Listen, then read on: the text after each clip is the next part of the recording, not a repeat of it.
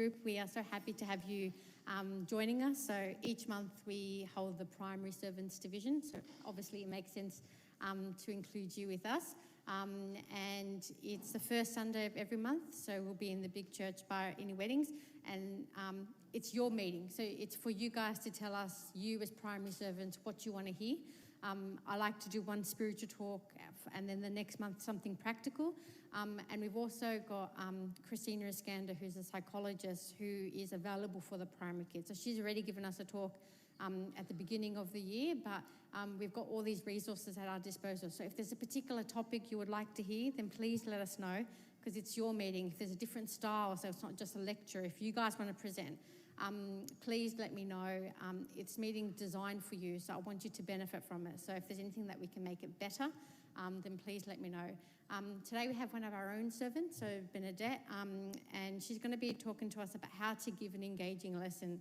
It is so easy to print off a lesson the morning of and to read it. And you think, it's there, it's written for me, especially with the new curriculum that we have. It is all there.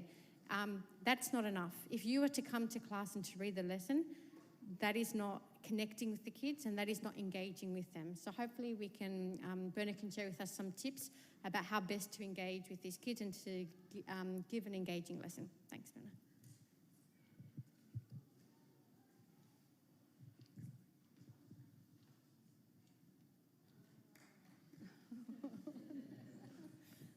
I said to Laura, this puts a lot of pressure on me because that means the talk has to be engaging. So I hope I don't let you guys down. Okay.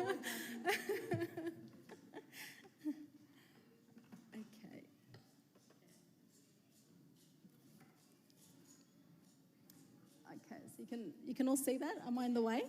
No? Okay. Okay, so the family leader hands out the program for the month, and you quickly have a look at the program and you go, yes, I'm in 4 weeks' time. So I've got 3 weeks and 6 days to prepare my lesson.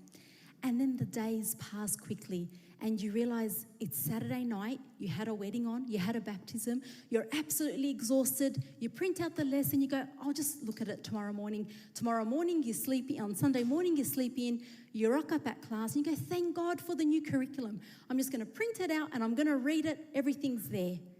And the lesson didn't go too bad. Yeah, the class were rowdy, but you said everything that you needed to say that was in the curriculum. Right or wrong? Absolutely wrong. Thank you, Jackie. Absolutely wrong.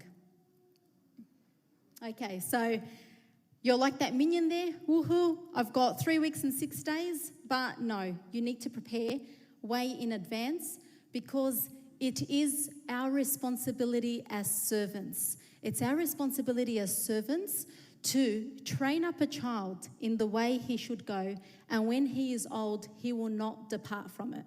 So we always have to keep that verse at the forefront of our minds, that it's our responsibility to be training those children. And I love that picture where it's got the books, with the Bible, spiritual books, and they're stacked up and the child is getting closer and closer to heaven. And as a servant, we have a minimum of 52 hours a year to make an impact on a child's life. So that's pretty much the minimum. And you're going to have some children that come to class that know all the answers. There are some that have rarely stepped foot into church, and you're the first face of God that they pretty much see. So by giving an engaging lesson, you'll be having a long-lasting impact on their lives. So it's extremely important to capture them, to engage them in the lesson that you're giving. Now, the first step in how to give an engaging lesson is to pray, live, breathe, and practice your lesson throughout the week. So once you get the lesson program, if you're on in 4 weeks' time, have a look at your lesson. Great, even more time to ponder on it. Pray and ask God, how do you want me to deliver this lesson? Guide me. What message do you want me to give? And also ask God to help you to live, breathe it, and practice the lesson outcomes throughout the week. Recently, I was asked to give a talk on dealing with family conflict for the youth meeting, which I still need to give, actually. And I remember one of the points in dealing with it, with family conflict, is individual prayer. And one morning that week, my daughter was giving me a really hard time to get changed for school. And then we were already running late. And then my son's saying, the bus is leaving at 8:30. You've got to hurry, Mum. We're going to be late. It was going to turn into a Mexican standoff. It was going to turn into outright war. Anyway, so I walked into the room because I had forgotten her shoes. And then I'm thinking, wait a second, I've just prepared a talk on this. And one of the most effective ways to deal with this and to extinguish the fire is through individual prayer. And I said, God, please help me to be patient and help my daughter to cooperate with me. I walked out of the room. I still got a bit of attitude, but she changed. And she got ready so quickly, and we raced out the door and we got there on time. But I'm thinking, wow, just applying what I was preparing for the lesson into my own life was able to make it more powerful. So I could stand here and convince the youth that I'm talking to, the people that I'm talking to, say, it actually works. Individual prayer actually works when you're dealing with that problem. So it's more powerful when you're giving personal experiences to the children. You don't need to go into detail. But like if there was something that you were scared from, you were hiding, you were trying to run away from, you can share the experience with the children, how God helped you in that. If someone in your family was ill and a miracle happened and they were healed, share that with the children. The power of personal experiences is a lot more effective in also engaging the children's intention, and it also convinces them to believe the subject as much as you do. So the first point in how to deliver an engaging lesson is to pray, live, breathe, and practice your lesson throughout the week. The second point in giving how to give an engaging lesson is to prepare your lesson. The curriculum, the new one, is great. It's got everything there, but please don't print it off and just read what's there. It will not work. It's a disaster. And think of it like an IKEA manual, where you go, you grab the manual and you start building up the table, and then you get to page 7, you think, oh, I didn't realise I need to get a second person to help me set up that table. Or you realise that 5 pages back, you've put the wrong screw in. You know the start and you know the ending, but it's a lot easier to travel the journey once you know what's in the middle as well. So it's extremely important to prepare your lesson. Now, how do you prepare your lesson? It's extremely important to have a lesson plan. Now, this is something that, thank you, Mary. Mary's prepared for our servants. And it's pretty much what we're going to be going through in the talk today. But the lesson plan is there to cement it in your head what you'll be delivering to the kids. So you have your aim. What is it that you want to teach the child in that lesson? The reference, the resources that you've consulted, the visual aids, the introduction to the lesson itself, the application. What would you like the children to gain from the lesson? How would you like them to apply it in their lives? The challenge for the week, questions, craft, memory verse, which we'll go through in detail. Now, why I've got the picture of the tiny teddies there and Abram and Lot, we once had a lesson about Abram and Lot. And the introduction to the lesson was about arm wrestling. And we thought, we don't want the little kids to break each other's arms or to do something silly. And we thought they probably wouldn't get the aim of the arm wrestle and how to apply it to the lesson. So instead we went and got some tiny teddies. We got a bag full of full tiny teddies, normal tiny teddies, and another bag of crushed tiny teddies. And we said to the kids, imagine you were Abram and you had the right to choose first, but you let your friend choose before you. And then what do you think your friend would choose? So we would ask the friend, and the friend said, of course, we'll choose the full tiny teddies. So that was a way for the children to understand how amazing Abram was to let Lot choose first and to let him choose the better looking land when he had the right to choose first. So why it's important to read through your lesson, because sometimes the curriculum might have an introduction to the lesson which you think, oh no, I think there is something a bit more suitable for my children, something that they would understand a bit better. And the Tiny Teddies was an effective way. It was something that appealed to their age and something that they were able to understand.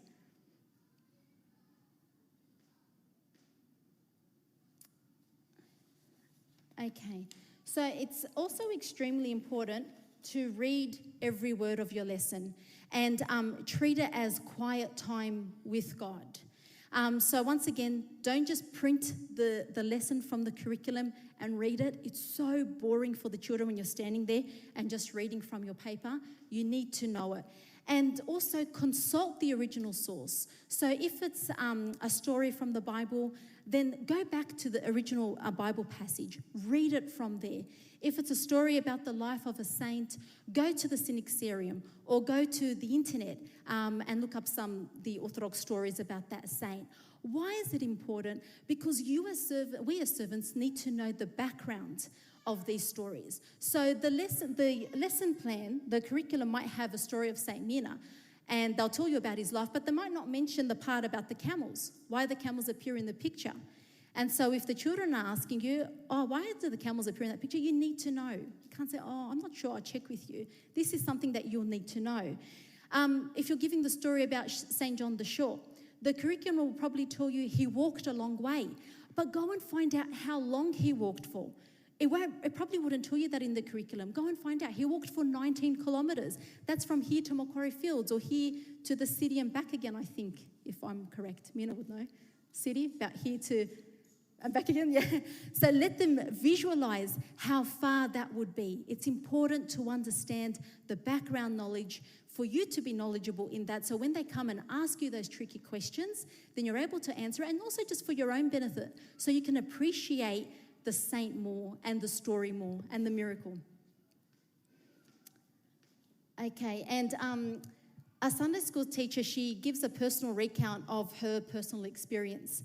And she says, the time I spent preparing the lesson and delving into what I found in the scripture helped me understand God more deeply and produced fruit in my own spiritual life.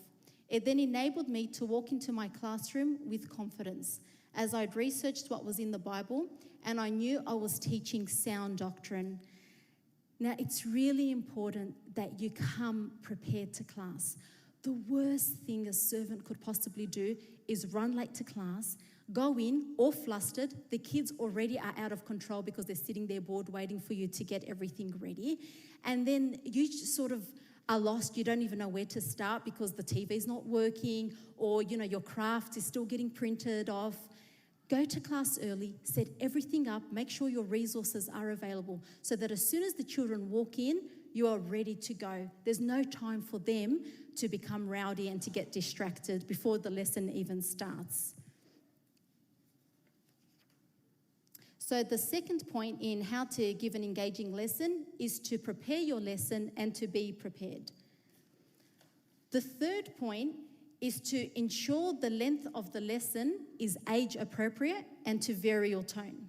So childhood development experts say that a reasonable attention span to expect of a child is 2 to 3 minutes per year of their age. So for preschool children, that would be 8 to 12 minutes. And so so you'll have your opening service, then you would have your lesson time. This is the lesson time and does not include the craft time. So it's purely the lesson time, the amount that you're speaking to the children. So for the servants of preschool children, it should be no longer than 8 to 12 minutes. For years 1 and 2, it should be no longer than 12 to 18 minutes. That's the maximum.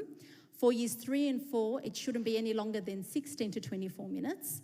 And for years 5 and 6, no more than 20 to 30 minutes. If you go any longer than that, then you run the risk of the kids being like that boy in the photo where they're just sleeping or they're just not paying attention. So whatever you want to say, you need to condense it within that time frame. And it's also very important to ensure that you vary your tone. The most annoying thing I'd have to say, and the most boring thing, is when the servants speak in a monotone voice. It makes the children so bored because you're not varying your tone, and then the kids will eventually fall asleep. So if you're feeling excited, then show that, reflect that in your tone.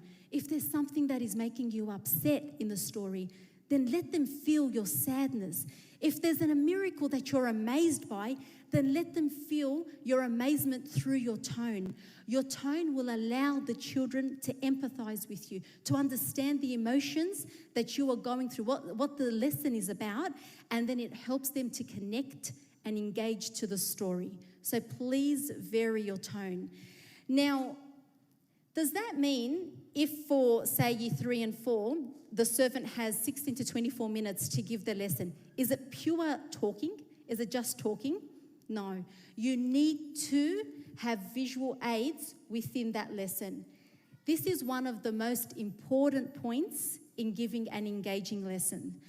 Visual aids, and more visual aids. And why it's so important, there's a science behind it, how children learn visually. So these are some interesting facts that I thought I would share with you. So the brain can see images that last for just 13 milliseconds. Our eyes can register 36,000 visual messages per hour. We can get the sense of a visual scene in less than 1/10 of a second. 90% of information transmitted to the brain is visual. Visuals are processed 60,000 times faster in the brain than text, and 40% of nerve fibers are linked to the retina. Now, the last point, I don't know if a doctor or someone might be able to help, but it's all just showing how important visuals are. So it's so important to always incorporate visual aids into your lesson. And just to make our service more challenging, the psychologists have distinguished 3 types of learners. So 83% of children are visual learners, so they learn by seeing. 11% of children are auditory learners, and they learn by hearing. And 6% of children are kinesthetic learners, so they learn by touching, moving and doing. And they're the ones that you find that they find it hard to sit still in class. They always want to be up doing something, touching, helping, moving around. So you'll find that they're the kinesthetic learners. Now, our challenge is to try to appeal to all these 3 different kinds of learners. But the good thing is, at least 83% of the children are visual learners. And try to challenge yourself to use different types of visual aids every time you do your lesson. So try to vary it. Try to do something a bit different. I personally find water lessons are the greatest. Absolutely love water lessons. The children really enjoy it. Just get a tub, container with water. If your story is about Jonah, get a milk carton, make a big fish out of it, get a little toy Lego of a man, Jonah, or a cutout, picture cutout, scoop Jonah up. If it's about Jesus calming the sea, simple paper boat, cutout picture of Jesus.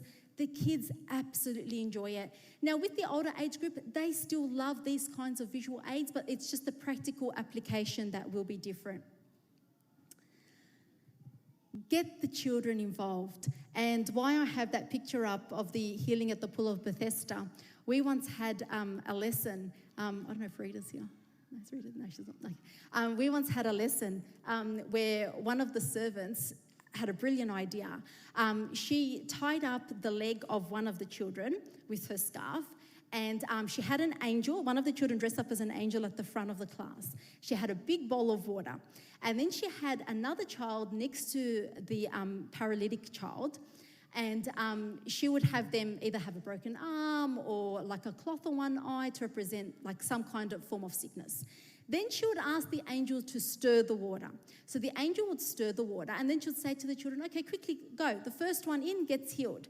And it was such a powerful visual for the children to see how difficult it was for the paralyzed man to get to the front to touch the water once the angel had stirred it. It was virtually impossible. That was a wonderful way of engaging the children, of getting the message across. So please get the children involved in role plays. So effective. Yes, Jackie.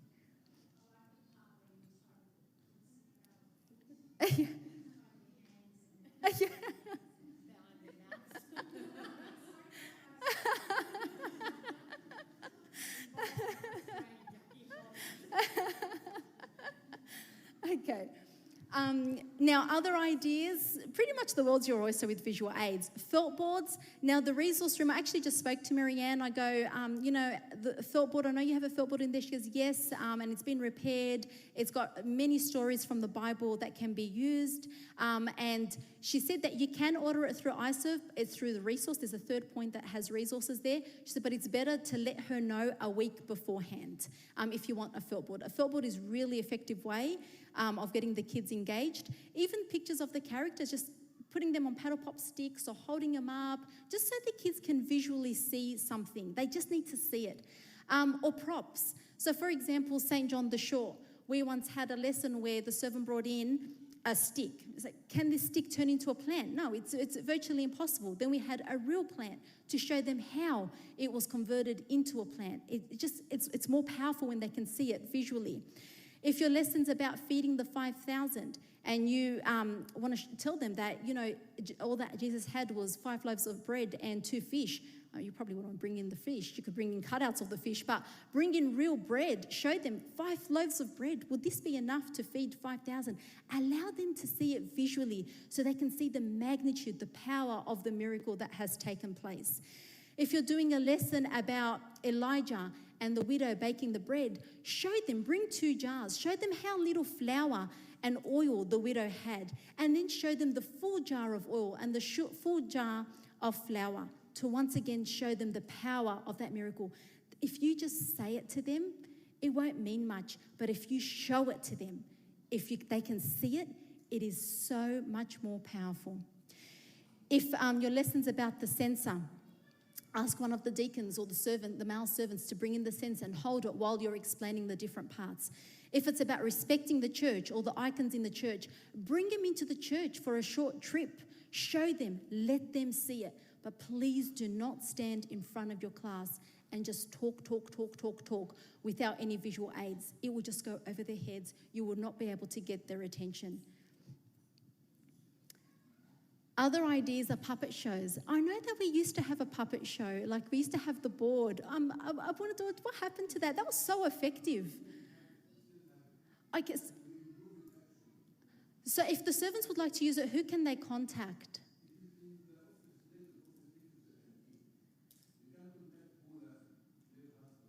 Oh, okay. Yeah, because that was extremely effective, the puppet shows. The kids absolutely loved it. These are from IKEA, and they've got pretty much every animal under the sun in IKEA. And, yeah, and it's great.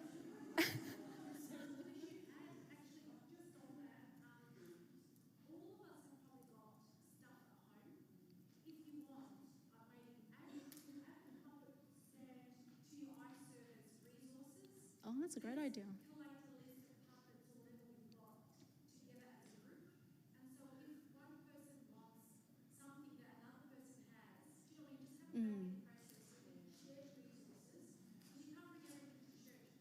Yeah.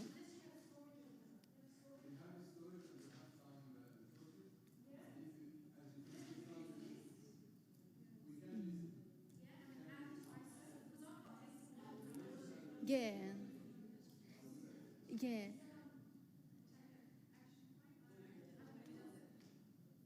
Yeah. Okay. Yeah, so really these normally make an appearance at the end of our lesson for question time, and we tell the kids a special guest is coming and they're waiting to see who it is, and they love it when the puppets come out. And we actually sometimes even get the kids to hold the puppet. We try to choose the most cheekiest and loudest one. That keeps them settled for quite a bit while we're asking questions. So it's really effective. Puppets are really effective. Something as simple as a scarf. This scarf can be used to make turn a child into a shepherd by wrapping it around their head. It can be used as for a queen or someone royalty. Black scarves, we use black scarves for monks if you don't have time to go into the resource room to order the costumes, but they've got so many costumes in there. So please make use of it. The kids really enjoy dressing up. Oh, sorry, last point. Limited PowerPoints and videos. Now, I remember when I was serving with Mariana, she had an issue with PowerPoints and videos, and I absolutely agree. I really agree. The children are on their devices so much. So when they come to Sunday school, we don't want to show them more footage on TV or like videos or PowerPoints or I'm not saying don't do it at all, but if you try to challenge yourself every lesson you have using one of those visuals, whether it's a puppet show, whether it's getting them to dress up, or the other ones that I've described, and then leave PowerPoints maybe say twice a year, or YouTube video maybe twice a year. That way you have you've varied what you've shown the kids with your visual aids. But they're on their iPads, their devices, TVs, computers so much. So when they come to Sunday school, let's give them a break from all of that.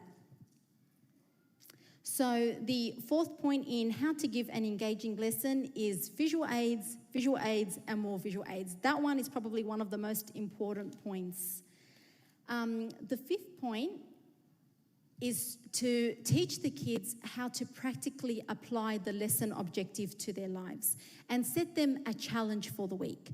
So if your lesson was about the Feast of the Cross, set them a challenge that week. Whenever you are scared, whenever something's worrying you, do the sign of the cross. If it's the lesson about obedience that week, let me know next week. How were you obedient to mum or dad? How were you obedient to your teacher? Was there something that you were honest about? Our lesson today was about the ascension. And so our application was that even though Jesus is in heaven, he's still watching over us. So their task this week is to let us know next week how they felt that Jesus was with them during the week. And we'll be marking their homework once they share that with us.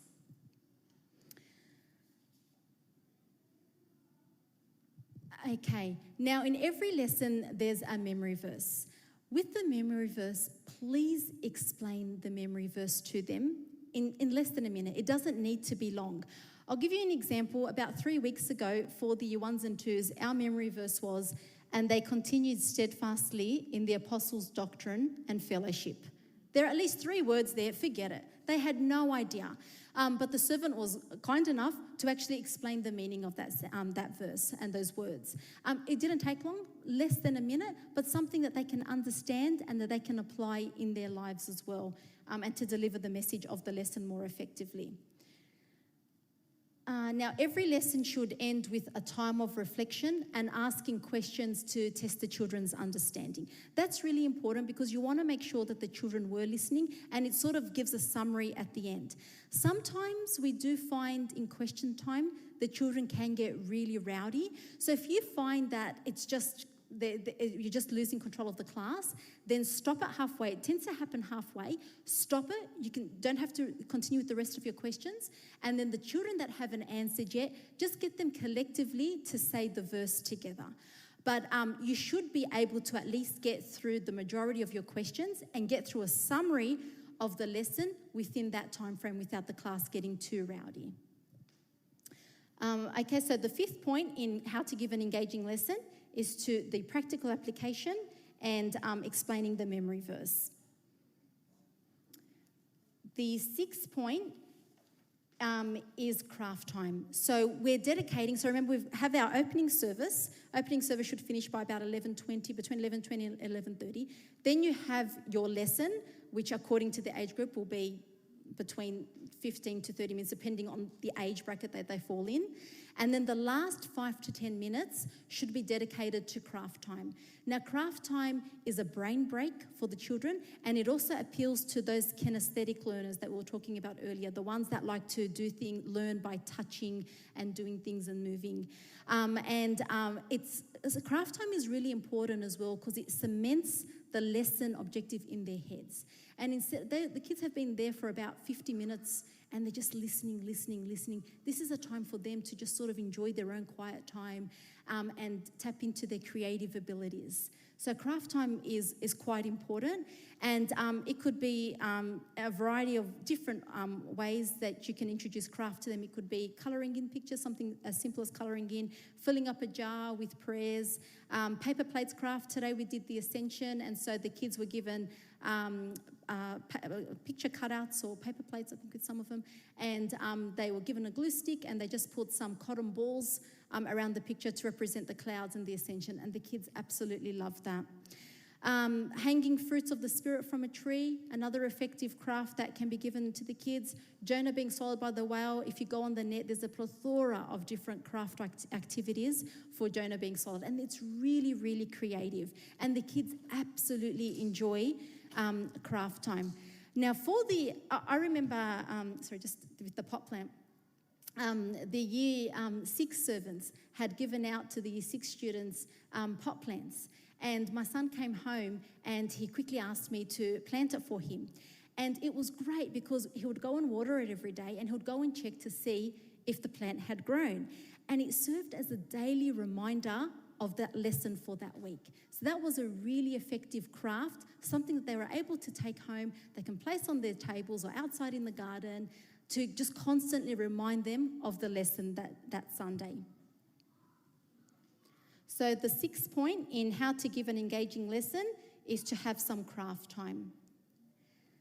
Now that the lesson is over, phew, nothing to do for the next 3.5 weeks, don't need to worry about it, all done? No.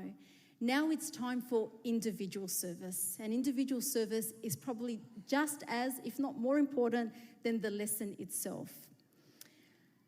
Okay, so once you finish your lesson, try to challenge yourself by choosing 1 or 2 different children that don't tend to come. Give them a call and let them know what the lesson was about. Or mail it out to them. Children love receiving mail by post. I know Australia Post, I think, only does now every second day, but they will eventually get it. And they will really enjoy having something attention to them, opening it up, reading it. So it doesn't have to be to everyone that was absent, but maybe the ones that you know don't come regularly, whether their parents are working or they're just not really attending church. Try to make it an effort. Just every time you give the lesson, just those 1 or 2 different kids that you can go and touch base with and let them know what the lesson is about. The absent kids should be allocated amongst the servants for that week. We have seen the power of individual service with the making of phone calls. Kids that sometimes haven't come for a while, coming to church that Sunday because their Sunday school teacher called just to ask about them. We also can see what's going on in the family, whether someone's had an operation, whether the family needs a bit more emotional support. Those absent calls are extremely important to touch base with the children, with their families, and to make sure that everything is okay. And you will see the power of those calls when the children come to church. And I was fortunate enough to really witness the true definition of individual service.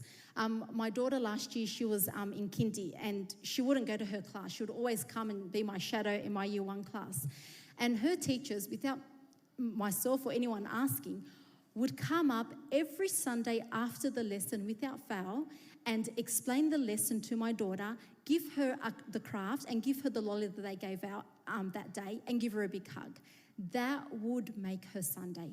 She would absolutely love that short bit of time that she spent with her servants. That is really the true definition of individual service. It was just so beautiful to see. Also, if there is a parents' Viber group, I'm pretty sure with all primary, there would be a parents' Viber group for all classes. What we do, we prepare, thank you once again, Mary, wonderful.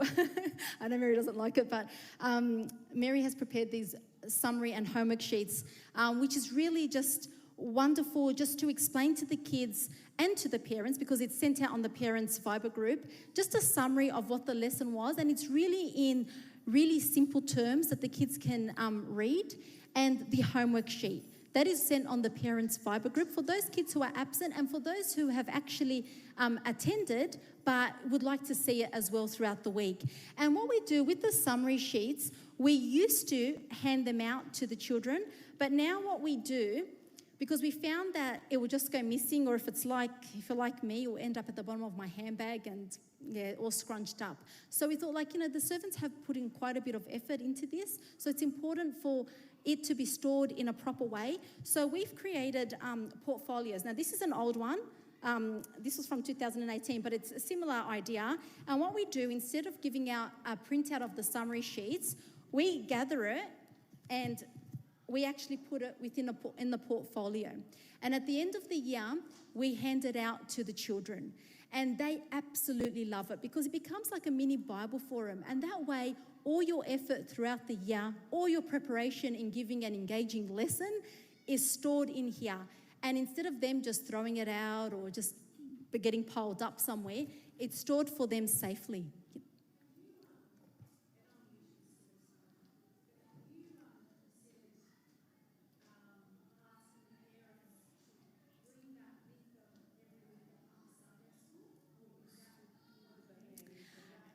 Yeah, we had a bit of an experience with that, Jackie, where they used to have to bring their Sunday school bags, but the amount of kids that would forget it and wouldn't bring it, and then they'd say, "Oh, save it for us," and then the ones that are absent and you can't remember who was absent, who did I give it out to, who didn't I?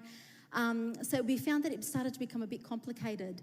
But that way they still have a copy of the summary sheet because we've sent it on the parents group. So yes, if they want, they can download it, print it at home, and then at the end of the year, we have it, we compile it in the portfolio and hand it out to the children as their graduation gifts. And they absolutely love it, and that way, all your efforts throughout the year hasn't gone to waste because it's stored there. And I mean, this was from 3 years ago, and still next to my son's bed. So, you know, they still really enjoy looking through it, and it's a great resource for them as well. The homework as well, that's something for them to do during the week, and they bring it back and they get a little gift. And now the little gifts, I have to admit, are very effective. The children that are returning their homework has really increased in our group. But it's just really something small, a small gift for them, but it's really effective because it helps them to apply that lesson throughout the week as well. So if it's something that your groups could consider, we're finding that it's working very well in our group, and maybe it's something that you could possibly try within your groups. And just to remember, the service that you do following the lesson is just as important as the lesson itself. So individual service is very important. The 52 hours of a year is the minimum that we have the impact on the children's lives. Now, what happens if you follow all those steps and you've worked really hard to prepare an engaging lesson, and then one of the kids comes up to you and says, "That is so boring. I don't want to come to Sunday school anymore. It's so boring. It's so boring." We've had it happen. And we know that the servants have worked really hard to prepare an engaging lesson. What we did, we showed that child so much love and attention. That's what they want. They just wanted hugs. They wanted us to really acknowledge their presence, to chat with them. Now, these children are there sitting at the front, participating, engaging in the lesson. That's all they need. So if you know that you have done everything you possibly can to make it an engaging lesson, then that child, if they are still bored, just needs love, care, and attention. So don't despair. Now, once again, your role as servants is extremely important. These kids will be facing different battles, whether they're at home or at school, and you're the face of God that they see on Sunday. So you need to make it memorable for the kids. You need to build that connection with them. And you need to remember your main goal in the service, one of the main goals that you need to fulfill is, like we said at the verse at the beginning, train up a child in the way he should go, and when he is old, he will not depart from it. So in summary, okay, how to give an engaging lesson summary, just to go through it all. Number 1, pray, live, breathe, and practice your lesson throughout the week. 2, prepare your lesson and be prepared. 3, keep the length of lesson age appropriate and vary your tone. 4, visual aids, more visual aids, cannot stress the importance of visual aids. 5, make sure that the children have a practical application for that week and simplify the memory verse for them and explain it in less than a minute. 6, dedicate the last 5 to 10 minutes in craft time. 7, now that the lesson is over, it's not relaxation time, it's time for individual service.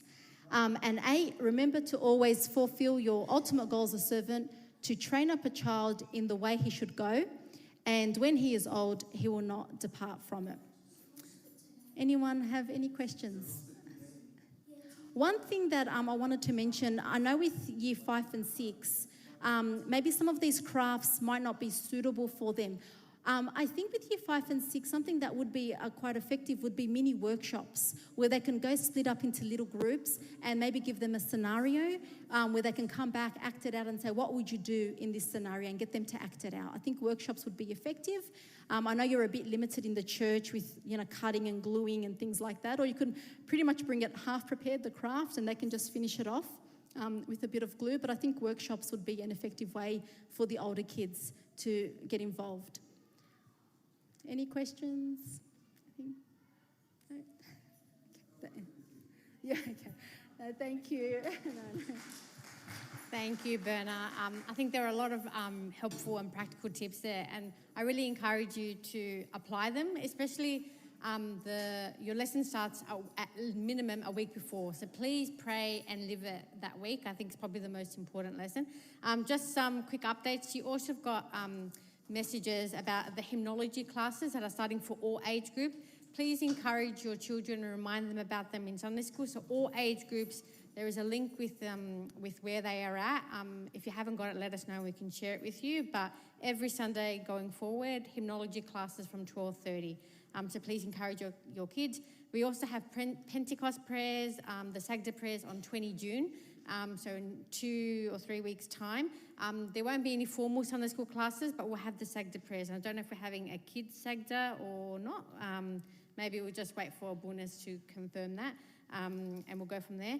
And just for the year 1 to year 6 servants, we're having a fundraiser for camp. We're having a dessert store on the 20th of June, and we've asked for each group just to donate 2 or 3 desserts for the store, just so we can start fundraising for the camp that's in September. So if you'd like to contribute anything, if you can speak to your family leader, that would be great. That is it, unless anyone else had any announcements. And Abuna.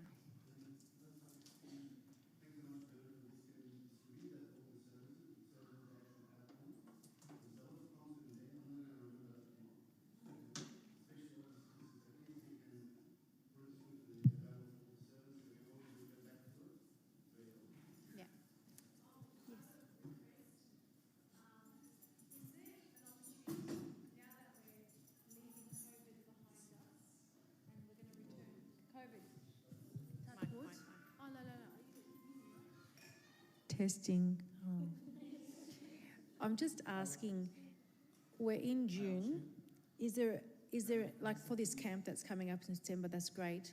But can we maybe think now of having, even at the camp, the kids prepare skits so that we can put on a church talent show or performance, just so we can bring non-traditional service back into the mainstream? Personally, I just want to see the kids acting on stage about saints and just bringing their creativity to spiritual life. So for the Easter Passion Week, we do plays. So I'm speaking for the Year 6 group. We do the plays for the Easter. For the Nairus, we'll do a play about one of the martyrs. And then it's limited. It's not a big performance. It's purely for the kids in the Sunday school class. If we're talking about with their families in the church that particular Sunday, yeah.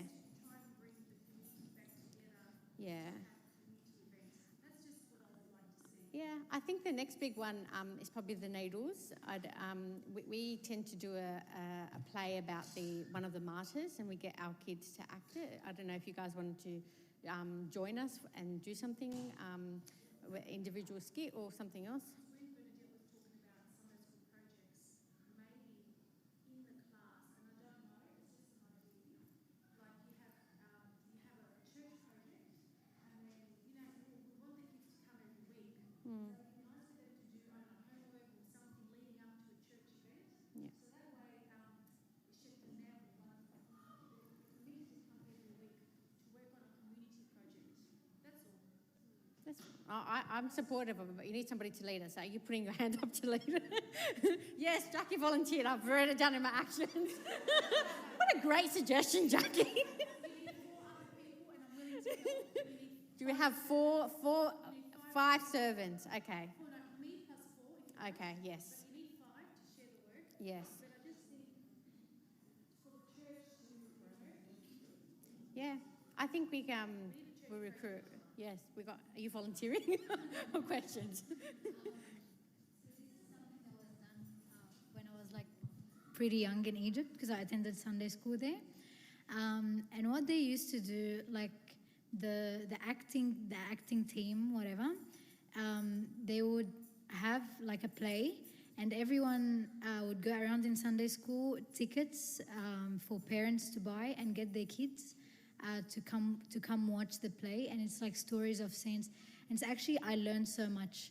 And I mean, they had music at the beginning saying like "إحنا مسرح العرايس," and like we'll come to present to everyone. It was pretty catchy to kids, and I think it's a really good idea if we can do that. You've got your camp. I'm not being funny, right? Abuna, if you've got your camp in September, okay, and it's for primary school, like for year 1 to year 6, think about something, right? In September at the camp, you have your 2-hour dress rehearsal at the camp on a Saturday night, because that's the most fun part of the night, right? No one sleeps. At September, pretend there's a function in November, whatever, just before Easter, Christmas, New Year's. You have 6 short plays. Every year, yeah, so for the year 1 group, so for every year, you have 2 or 3 writers from the kids direct themselves. One kid is, 2 children together preparing the costume. So every year works on a little short skit. This short skit is only 5 to 7 minutes. So between now and September at the camp, and friends, there's families, they all come and prepare to work on the skit together. And it's a message. It may not be just a message like one particular saint. You can pick whatever the content, mish mushkila. Basically, every year we'll perform a 10-minute skit at the end of the year, and the dress rehearsal, because you don't want parents to be, coming for practice, and they can rehearse at home with Skype and phones and all this technology now that, thank God, COVID has helped parents connect. They do a massive dress rehearsal with all the props and costumes at the camp. How fun would that be? Anyway, this is old-fashioned fun, but mish fikra? They do the dress rehearsal at the thingy, and they'd love it. Yeah. And then... So similar how we do like a skit for the youth camp, usually at night, so they use that camp as an opportunity. I agree, 100%. That could be organised on each sort of group level, each group level.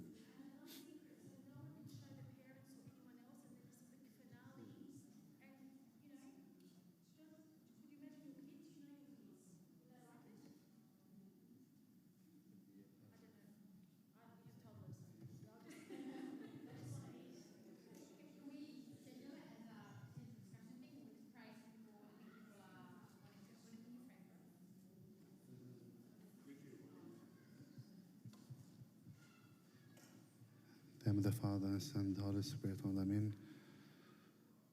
Thank you, Lord, for giving us, Lord, the blessing to serve your children, and for entrusting us, Lord, to deliver your word to them. Thank you, Lord, for the wonderful lesson, Lord, that we had today about how to prepare an engaging lesson. Help us, Lord, to understand that nothing will work except that if we actually practice it ourselves. So help us, Lord, to spend enough time in prayer before the lesson and to truly leave the lesson throughout that week.